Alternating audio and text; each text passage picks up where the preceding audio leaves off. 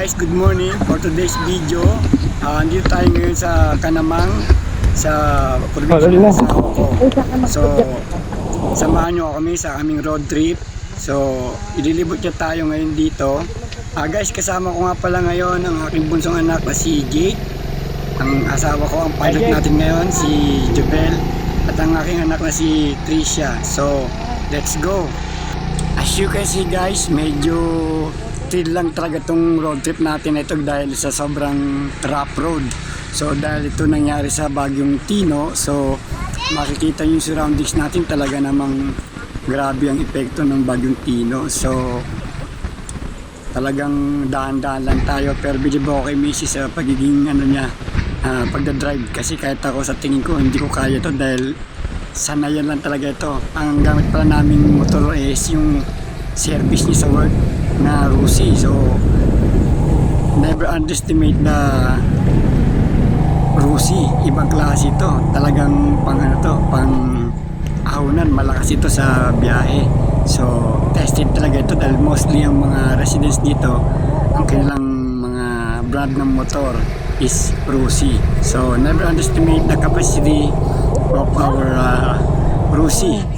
So guys, ito medyo lubak-lubak talaga itong dinadaanan natin, at talaga namang shaking talaga ang katawan natin dito dahil sa haba ng biyahe. So kita nyo naman, si Jake ang numero 1 sa harapan na pinaka-piloto ng biyahe namin ito. So sobrang thrill talaga dahil sa surroundings, makikita natin kung ano nag-epekto at resulta ng Bagyong Tino. So pupunta lang kami dito para maghahanap sana kami ng mabibila namin na fresh na isda, kung meron bang namingwit.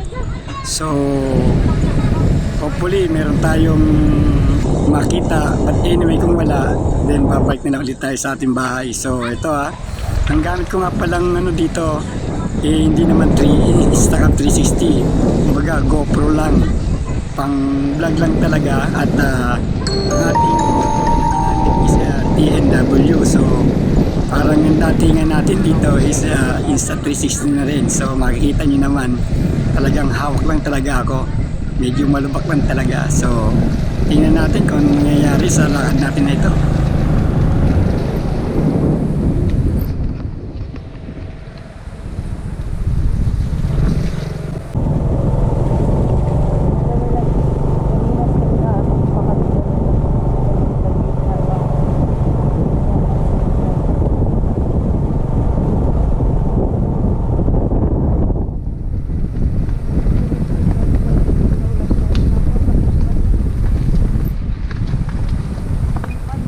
Dito na tayo.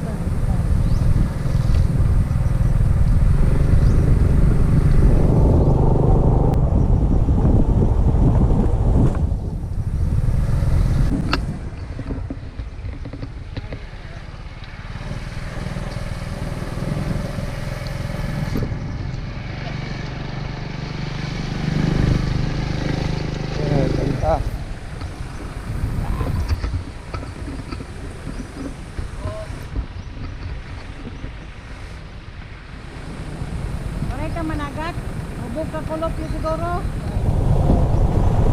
Unay na, malugsong na.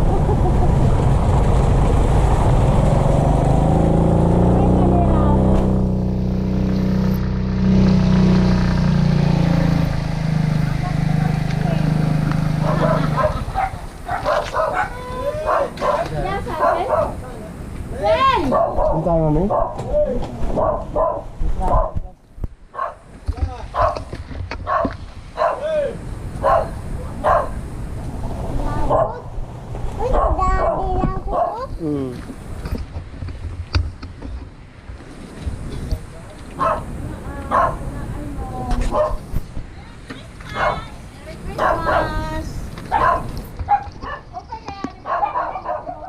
At ito nga guys, pabalik na tayo. It's sad to say, wala tayong nangyari sa pinuntahan natin. Walang nakuha tayong buhay na isda. So dahil nga sa siyempre Pasko, so lahat lasing. So wala na tayo nakuhang isda. So let's go back to our home now. So eto nga, on the way na ulit tayo pabalik.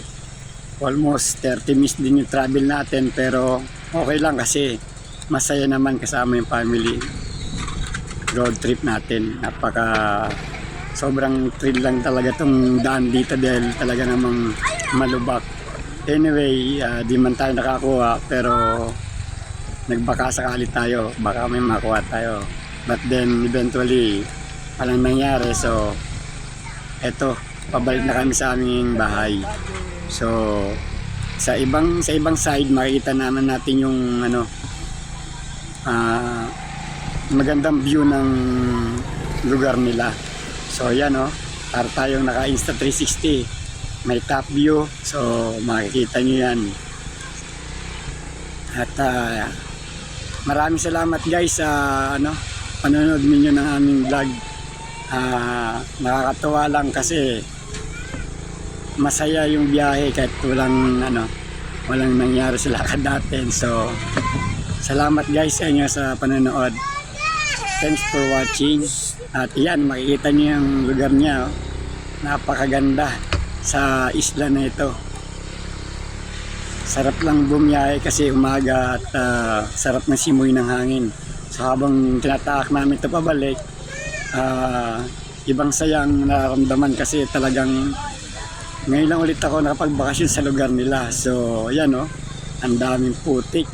Hindi ko kaya kahit ako magmaneho nito. Madudulas ako, baka sumimplang pa ako. So bilib ako kay Mrs. Magaling siyang magmaneho. Yan. Nakita niyo naman yung ganda ng view ng lugar nila. Yun nga lang, marami talagang mga puno na na mga nagtumbahan dahil sa bagyong Tino. So ito, tinatahak natin tong sobrang putik at medyo madulas, pero ganun talaga. Dire-diretso lang, daan-daan lang, makakarating din tayo sa ating bahay. So ayan na, kitang-kita nyo kung gaano ka lubak at putik. Sobra tong lugar na ito, para sa akin, hindi ko kakayanin magmotor dito. Unbelievable talaga. Yan guys, tingnan nyo.